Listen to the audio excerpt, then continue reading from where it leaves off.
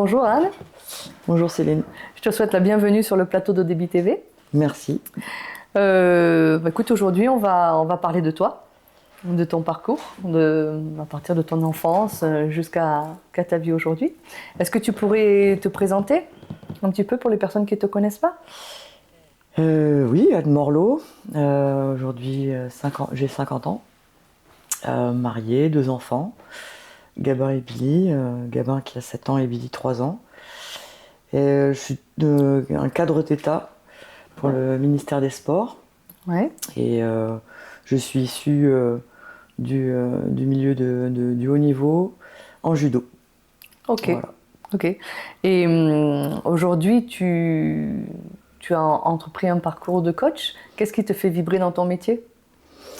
Alors effectivement, le parcours de coach correspond pour moi à un tournant, presque pas un changement d'orientation, parce que de manière empirique, le coaching, l'accompagnement, l'entraînement, c'est des choses qui sont connexes et similaires.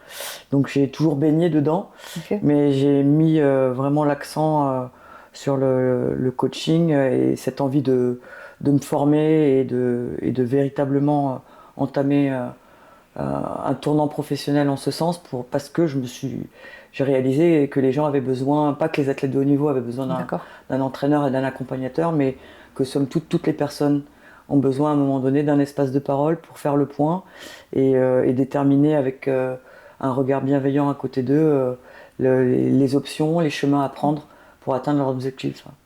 Ok, ok. Donc, ton, ton métier de coach et ton métier actuel Se complètent, se bien, combinent très se bien, combinent très bien. ouais. Et j'essaye justement d'agréger les informations, les connaissances, les savoir-faire et savoir-être de l'un et l'autre pour enrichir ma pratique, Ok. que ce soit en tant que cadre d'État avec une capacité aujourd'hui à créer du lien plus conscient, plus authentique, et à l'inverse quand je suis coach d'agrémenter mon accompagnement avec des éléments contextuels ciblés et réels, quoi.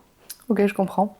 Écoute, là, on va faire un petit retour en arrière sur ton enfance, que les personnes comprennent bien qu'est-ce qui t'a amené en fait à avoir ce chemin. Euh, tu dis que ton enfance s'est arrêtée quand tu avais 9 ans. Mm. Qu'est-ce qui, Comment tu t'es forgé du coup dans cette enfance-là, qui a pris une fin C'est vrai que brutale? voilà, j'étais dans un contexte, on va dire, violent, Ouais. avec, je pense, un papa qui dysfonctionnait parce que lui-même avait été, je pense, traumatisé par une violence durant son enfance. Et ma mère me permettait, pour essayer, elle mettait de l'huile dans les rouages, c'est-à-dire qu'elle essayait de m'expliquer la violence de mon père. Et la dernière violence qui s'est abattue sur moi à l'école, là, fait que effectivement j'ai senti que quelque chose cédait en moi, et notamment cette insouciance qui fait pour moi le propre de l'enfance. D'accord. Et vraiment s'est évaporé. Et je pense pas qu'on grandit d'année en année. Je pense qu'on grandit d'expérience en expérience. D'accord. Et qu'on peut passer des années à vivre au même âge. Et il suffit d'une expérience pour prendre 10 ans, 20 ans. Et c'est un peu ce qui s'est produit. Donc j'ai été propulsé, je crois, dans un monde d'adultes très tôt. Et c'était un monde qui était beaucoup moins joyeux et moins coloré que ce que je pouvais avoir en tant qu'enfant. Ok. Et du coup, le mouvement, le sport, le dépassement de soi, ça t'a permis du fait que tu sois passé d'un coup de la petite fille à... Je pense que c'était cathartique parce que effectivement, bon, pour ce qui s'est passé, pour on va dire le viol, c'était un moment où je me suis dissociée. Je l'ai compris que très tard D'accord. et effectivement, c'est ça qui faisait que derrière je trouvais dans le sport une façon d'expier, de cathartique, d'expier ce qui m'était arrivé D'accord. et de passer par le corps, c'était une manière pour moi d'oublier et de me nettoyer. Je pensais à l'époque qu'en transpirant, Ok. je me libérais de ce noir qui m'avait été imposé. Ouais. Ok. Et c'est de là que te vient cette expression, je défie la peur. Ah oui, après, même pas mal. Ok. C'est-à-dire que j'avais vraiment l'impression que je ne ressentais plus la douleur. Ok. Et c'est ce qui inquiétait mes parents, parce que je pouvais je me cassais beaucoup de choses, mais D'accord. j'avais pas mal. Et c'est dans cet esprit-là que tu t'es construit en tant que femme? Mm. Ok. Mm. Ok. Et tu dis que ton rêve d'enfant, c'était être cosmonaute. Mm. Et du coup, tu bascules sur championne du monde de judo. C'est quoi le lien entre les deux finalement? Est-ce qu'il y en a un déjà? Je pense qu'il y a un côté, oui, atteindre les étoiles. Ok. Il y a Ok. un côté c'est de prendre de la hauteur. Ok. Prendre de la hauteur et du coup, je sais pas pourquoi, ça a toujours été quelque chose que, qui m'attire, d'aller voir ce qui se passe d'en haut. Ok. Ok.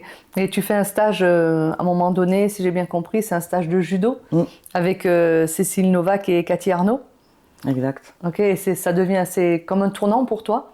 Est-ce que C'est un véritable tournant. Ouais, Mes est-ce que tu peux parents, nous c'est en un parler? stage. En fait, c'est une compétition que je Ouais. fais et je suis surclassée. C'est-à-dire que je combats en senior alors que j'étais encore espoir, j'étais encore mineur Ouais. et je me classe. Et donc, à Toulouse, c'était des interrégions, donc c'était un niveau juste avant le national. Donc là, je vois les gens qui s'occupaient de la compétition qui viennent me voir pour me demander, enfin, sur le podium, qui j'étais, ce que je faisais, où je Ok. m'entraînais. Mhm. Donc je réponds naturellement. C'est vrai qu'à l'époque, j'étais beaucoup plus centré sur les contraintes scolaires. Ok. Mon père Mhm. était là pour y veiller. Et donc j'avais le droit de faire des compétitions si effectivement je n'avais pas un devoir de maths le lundi, Ok. etc. Ok. C'est ce qui avait été le cas. Ok. Et donc quand j'arrive à ce tournoi, là, il m'a dit, le responsable, tu devrais venir faire un stage. Il me donne la semaine, j'y vais avec mes parents, ils me déposent. Et à ce moment-là, donc, le responsable du stage s'adresse à Cathy Arnaud et Cécile Novak en Mhm. disant, je vous confie une semaine, et dans une semaine, vous me dites ce que vous en pensez. Ouais. Et donc, bon, sur le coup, je ne m'étais pas posé de questions. Mhm. J'avais fait le stage, une vraie révélation. On était en groupe. Le matin, on faisait des footings, on courait dans les champs de pruneaux, judo le matin, Cool. piscine, judo l'après-midi. Enfin, c'était vraiment, et puis entouré dans un climat, dans une ambiance, je me suis vraiment senti dans mon élément. Ok. Et à l'issue, effectivement, du stage, mes parents reviennent me chercher. Et là, donc, le responsable Georges Autophage appelle Cécile Novak et Cathy Arnaud pour leur demander alors. Et là, devant mes parents, elles disent on donne pas à Anne un an pour gagner les championnats de France. Et c'est ça qui fait que dans la voiture, j'ai osé dire à Ouais, mon c'est père, ça. ben, en septembre, je vais pas à Couët-Quidan, à Saint-Cyr, Ok. je vais aller faire du haut niveau. Ok. C'est ce moment-là en fait qui t'a permis ce moment de basculement en fait. Voilà, de me dire Ok. Ok. effectivement, c'est pas quand j'aurai 50 ans que je vais Ok. tenter ma chance. Ouais. Ok. Et qu'est-ce qui t'amène après, une fois que tu as ton parcours pro finalement dans le judo, qu'est-ce qui t'emmène après à la transmission? Comment tu pars de En fait, je fais et je la transmets? transmission, je pense déjà j'ai été sensibilisée par une maman prof qui était Mhm. très pédagogue Mhm. et qui aime transmettre. Ok. Donc moi j'ai très vite apprécié, puis j'ai vu aussi l'intérêt de partager son savoir, que ça tirait tout le monde vers le haut. Ok. Et donc quand j'arrive à l'INSEP, je décide de passer le CAPEPS pour pouvoir être autonome financièrement. Et là, donc le CAPEP, c'est éducation et motricité. Donc on est vraiment centré sur des matières pour apprendre c'est quoi l'apprentissage, comment un enfant apprend, comment une personne apprend. Et je me passionne sur la didactique, sur comment créer les conditions d'apprentissage. Et petit à petit, je me suis amusée, en même temps que j'étais prof et athlète de haut niveau, à Ouais. transposer ce que j'apprenais sur le côté prof dans le haut niveau. Et donc, de manière complètement naturelle, je me suis rendu compte que même quand j'étais partenaire avec mes partenaires de judo, j'essayais d'apprendre moi d'apprendre et en même temps de restituer ce que je voyais. Et ça m'a toujours passionné de transmettre en fait, d'essayer de grandir ensemble pour moi. Ok, grandir ensemble. Et quand tu transmets, qu'est-ce qui te nourrit le plus? C'est finalement, une fois que tu as transmis ce que tu as à transmettre, c'est de voir l'autre réussir ou de le voir finalement arriver à se rencontrer lui-même? Les deux sont liés. La première chose, c'est le partage. Okay. Il y a vraiment ce partage-là. Et effectivement, ensuite, de voir le fruit de ce partage, de voir comment la personne va s'approprier ce qu'elle a attrapé, ce qui lui semble nécessaire pour elle, et de voir une personne se révéler, s'épanouir. Je trouve que c'est vertueux pour toute la société. Ok. Et dans ton parcours de coach aujourd'hui, comment ton passé de judokate, parce qu'on sait, on dit judokate. Ouais. Comment ton passé on dit judoka. J'ai eu un doute du coup. Comment ton passé de judokate vient influencer ta posture de coach? Est-ce qu'elle vient l'influencer? Oui, forcément. Okay. Forcément, j'ai passé 30 ans à l'INSEP dans cet écosystème judo. Et le judo, on a beaucoup de maximes, on a beaucoup de... voilà, une des phrases de Jigoro Kano, le créateur du judo, c'est entraide et prospérité mutuelle. C'est-à-dire que tout seul, on peut pas. Si je suis tout seul, je peux pas faire de judo. Okay. Ah oui, donc j'ai besoin de jouer le jeu, moi aussi de temps en temps, d'être partenaire, d'avoir un partenaire de qualité. Donc ça inspire en me disant, si je fais pas moi le taf, l'autre ne le fera pas, et ni l'un ni l'autre nous allons progresser. Okay. Donc c'est en ce sens-là que je trouve le judo fort. Et puis après, il y a aussi quelque chose qui semble évident, mais savoir chuter et se relever, quoi. Donc, savoir chuter et se relever. Ouais, ça je trouve que c'est une des forces du judo, c'est-à-dire que savoir chuter sans se faire mal. Okay.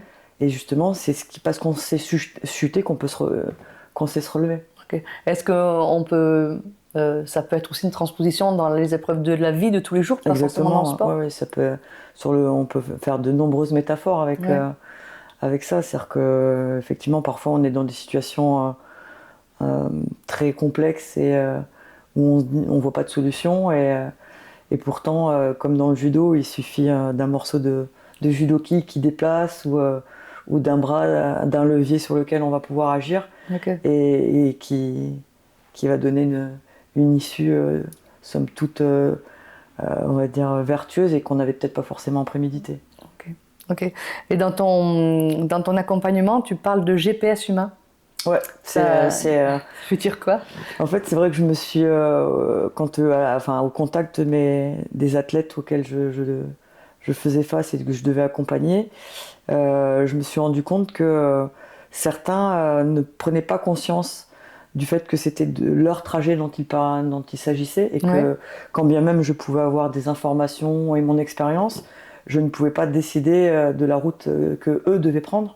Okay. Et que c'est pour cette question que je leur demande vraiment de s'interroger sur déjà quelle destination ils veulent atteindre, et puis ensuite quels moyens ils vont utiliser, vélo, à pied, voiture, 4x4, pas 4x4, et que ça leur appartient, et que c'est en ce sens que le GPS, je trouvais que c'était intéressant parce qu'on donne des informations factuelles sur ce qui se passe dans le territoire et dans la temporalité, mais c'est l'athlète, c'est la personne à qui je fais face qui rentre les données. Un GPS tout seul, il sert à rien.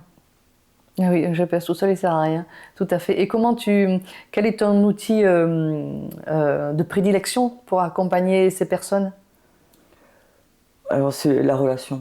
La relation de créer petit à petit. J'essaye au fur et à mesure des contacts d'apprivoiser, de mieux comprendre quels sont les enjeux de la personne qui me fait face, okay. Quels sont ses moyens, ses ressources, ses contraintes, et en fonction de tous ces ingrédients et ces éléments, essayer de voir l'accompagnement qui le sera le plus utile, le plus pertinent à l'instant T. Okay. Et justement, pour toi, un accompagnement réussi, c'est quoi? C'est avoir une médaille? C'est monter sur le podium? C'est quoi? Sur le plan factuel, oui, on pourrait dire c'est facile de se cacher derrière la médaille, mais parfois je me suis rendu compte que la médaille, effectivement, est un gage de réussite, mais elle n'est pas forcément... c'est pas forcément une réussite pérenne. Parfois, c'est un leurre, c'est le haut de l'iceberg. Okay. Et du coup, je me suis rendu compte qu'effectivement, certains athlètes pouvaient avoir des médailles moins prestigieuses, mais être beaucoup plus épanouis ou beaucoup plus pleins, parce qu'il y avait justement derrière la médaille du sens, okay. Et une réflexion sur sur le pourquoi je fais les choses et comment je les fais, et le niveau d'implication et d'engagement. Et je crois que la satisfaction de la médaille, elle est vraiment là, c'est-à-dire quand on a le sentiment de s'être engagé, de s'être donné pleinement et d'avoir été authentique et entier, et que là, je trouve qu'il y a une vraie satisfaction personnelle en fait à chaque fois, et que cette satisfaction est transversale parce qu'elle va être réutilisée dans tous les domaines, dans tous les compartiments de la vie de la personne. Okay. Ouais, finalement, la médaille c'est une chose, mais le dépassement de soi et ce que la personne a mis en fait en jeu d'elle-même pour atteindre cette médaille, c'est finalement le plus, le plus gratifiant. Voilà, exactement. Okay. Comme disait Thierry Régnier dans son podcast, c'est le chemin qui compte. C'est le chemin qui compte, ouais, tout à fait, tout à fait. Et souvent tu dis que l'obstacle c'est toi. Souvent, oui. Souvent. Est-ce que tu peux nous expliquer ce que tu veux dire par là? Je pense effectivement qu'au gré des expériences qu'on est amené à vivre, au gré des traumas notamment, on se défend, on invente des mécanismes et des stratagèmes pour y faire face. À l'instant T, c'est souvent du court terme, mais sur le long terme, on ne se rend peut-être pas compte que ces stratégies efficaces sur le court terme ne sont pas forcément positives sur le long terme, et en tout cas pas très écologiques. Okay. En termes d'énergie et justement de satisfaction personnelle. Ouais. On apprend moins, on reste sur un savoir-faire superficiel. Okay. Et du coup, souvent, j'ai besoin de dépasser mes propres mécanismes, mes propres stratagèmes pour en construire d'autres de plus pérennes et de plus écologiques qui me permettent de me sentir mieux, et du coup d'être plus disponible aux autres. Ouais. Du coup, tu vas plus travailler sur du savoir-être que du savoir-faire? Oui. Aujourd'hui, je pense que ce qui sous-tend la qualité du savoir-faire, c'est le savoir-être qui impulse au départ le sens de vouloir faire ensuite. Okay. Et que c'est ce savoir-être-là, cette présence en fait, qui donne de la qualité ensuite au savoir-faire. Ouais. Ok. Et est-ce que tu as un mantra que tu t'appliques? Je pense que j'en ai beaucoup, parce que j'avais un papa qui nous a abreuvé de nombreuses citations. Pas toujours aujourd'hui, je les remets en question. Ok. Il y en avait, je sais que Cyrano de Bergerac est revenu souvent, et il nous demandait, c'est la tirade des non-merci, où on nous dit d'être satisfait des fruits et des feuilles, même des feuilles que l'on peut cueillir si c'est dans son jardin à soi qu'on les cueille, et qu'il s'agit de pas monter bien haut peut-être, mais tout seul. Et ça, je commence à le tempérer. Ok, et dans quel sens tu le tempères justement?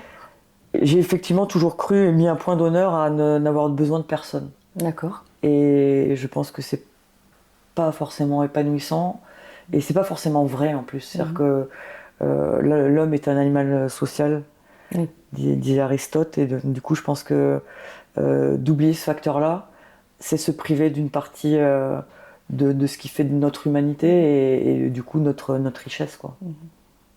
Tout à fait.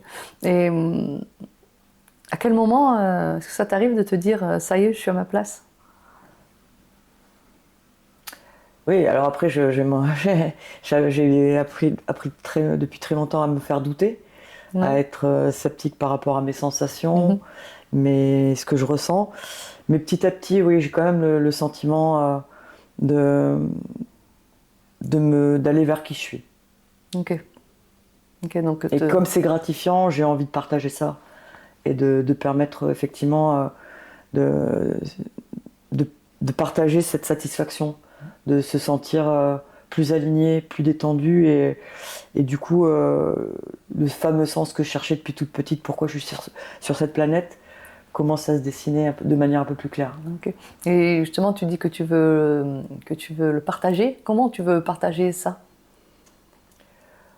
Au départ, justement, en continuant à créer du lien, en plébiscitant les valeurs auxquelles je crois, et surtout, je pense qu'avec le label Haut Débit et le collectif de coachs qu'on arrive à créer, avec du coup cette matrice commune, où l'humain reprend toute sa place et on y fait attention, de là je me dis qu'on va pouvoir essaimer Et petit à petit, à travers un gage de qualité, de travail de qualité, montrer comment on peut avoir un impact positif sur les projets de société, chacun dans nos domaines.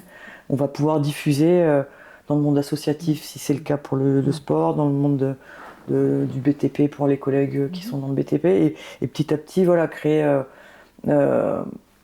amener en tout cas un supplément d'âme dans des considérations des problématiques techniques, et qui souvent voilà, mettent de côté l'humain, alors que c'est somme toute la pièce centrale. C'est ça. Est-ce que toi, justement, tu as un projet de société? Oui, le projet CARE. Ok. Le projet Tu CARE. peux nous en parler un petit peu, quelques minutes, ou Oui, le projet. c'est confidentiel? Non, on est effectivement on est en phase de préfiguration. C'est vraiment le début, mais on est particulièrement motivé. Petit à petit, j'arrive à fédérer au jour un collectif de personnes, de compétences autour de ce projet. Donc CARE, ça veut dire compétences au-delà du soin, c'est-à-dire compétences, accompagnement, ressources et excellence. Et l'idée, c'est de combiner trois savoir-faire. Ouais. Le savoir-faire du sport, le savoir-faire de la culture et le savoir-faire de l'accompagnement de haut débit. Et donc, et que ce sont ces trois écosystèmes dans lesquels, en fait, ce sont des prétextes, on va les piocher des outils pour, au bout du bout, aider les gens à être ce qu'ils sont et à atteindre leurs objectifs. Et du coup, l'idée, c'est de vraiment créer un campus, là, pour le coup, à Biarritz, un campus d'excellence où on accueillerait des jeunes talents qui soient issus du monde de la culture, danseurs, violonistes, pianistes, musiciens, théâtre, et des sportifs, donc toutes disciplines confondues, et de faire des promos croisés, de mettre et de faire en sorte que voilà, mutualiser les enjeux des uns et des autres, et montrer en quoi parfois les solutions des sportifs peuvent apporter aux artistes et vice-versa. Ok. Faire rencontrer deux mondes complètement différents, voilà, pour leur montrer que finalement ils sont complémentaires. Et c'est vraiment, en fait, c'est ce que Haut Débit fait, et c'est son domaine d'expertise, c'est de créer de l'intelligence collective. Ouais. Ok. Souvent tu dis que plus on se connaît, plus on est bon pour le monde. J'ai l'impression. Ça veut dire quoi pour toi? C'est quand on se connaît, on peut se mettre au service. En fait, c'est le côté. Je trouve qu'on est bon pour le monde. En fait, on a moins de chances d'être violent aux autres. C'est-à-dire qu'un ego apaisé, un ego écouté, va être moins à même de crier ce qui va pas. Et du coup, quand un ego crie, pour moi, c'est des gens qui vont prendre des postures plus ou moins tranchées, plus ou moins violentes, sans tenir forcément compte de l'environnement qui les entoure. Et du coup, c'est là où on va peut-être avoir des points de friction ou de crispation, et qu'à l'inverse, une personne qui est détendue va moins avoir besoin de s'imposer aux autres de manière violente. Et plutôt de se mettre à disposition et de partager. Ok. Super, je vous remercie. Et si tu avais un mot, une phrase ou une image à dire à cette petite Anne de 8 ans, intrépide, petite fille intrépide, et à toutes les petites Anne de 8 ans, qu'est-ce que tu pourrais dire? Qu'est-ce que tu auras envie de dire? De lui dire, quand on apprend à marcher, c'est sûr qu'on se casse la gueule. Il faut se casser la gueule. C'est difficile à admettre, parce que c'est douloureux, mais ça fait partie du jeu, entre guillemets, et qu'il faut le voir effectivement comme une étape à franchir, mais qui n'existe pas que dans la douleur de ce qu'elle amène, mais aussi dans la leçon de ce qu'on y apprend.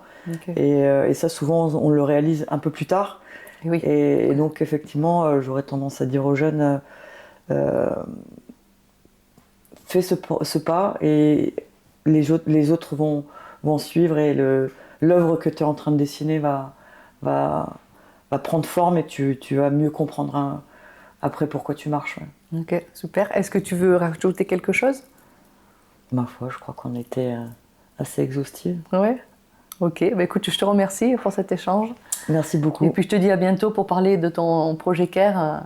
Avec plaisir. On verra bientôt le jour, peut-être en 2026. Avec plaisir de vous y accueillir en bonne et due forme, et puis de faire de cette aventure voilà, un nouvel élan, notamment pour ce que Odébi a initié. Ouais. Ok, moi je te remercie Anne.